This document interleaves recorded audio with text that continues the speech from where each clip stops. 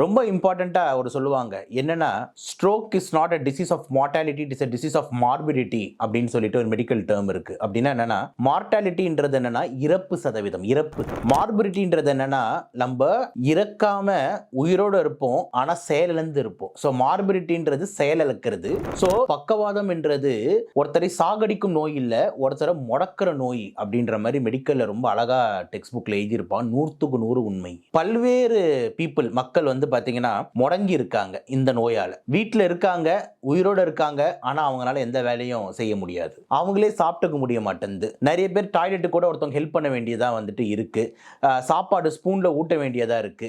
நினைச்சபடி கல்யாணத்துக்கோ காட்சிக்கோ வெளியே போக முடிய மாட்டேங்குது, நடமாட முடிய மாட்டேங்குது, வீல் சேர்ல போக வேண்டிய ஒரு சூழ்நிலை. இந்த மாதிரி பல்வேறு ஒருத்தரை முடக்கி வச்சிருக்காங்க. ஒரு மனிதர்களுக்கு சந்தோஷம்ன்றது என்ன? ஜாலியா போகணும், நடக்கணும், வேலையை செஞ்சுக்கணும், அவங்களே சாப்பிட்டுக்கணும், போகணும், அப்பதானே ஒரு we will feel good. ஆனா இவங்களுக்கு அந்த மாதிரி வந்து இல்லாம முடங்கி இருக்கிற மாதிரி ஒரு சூழ்நிலைன்றது தான் இந்த மார்பிடிட்டி, இந்த ஸ்ட்ரோக்ல அதிகம் அப்படின்றது தான் இம்பார்ட்டண்டா பார்க்க வேண்டிய விஷயம்.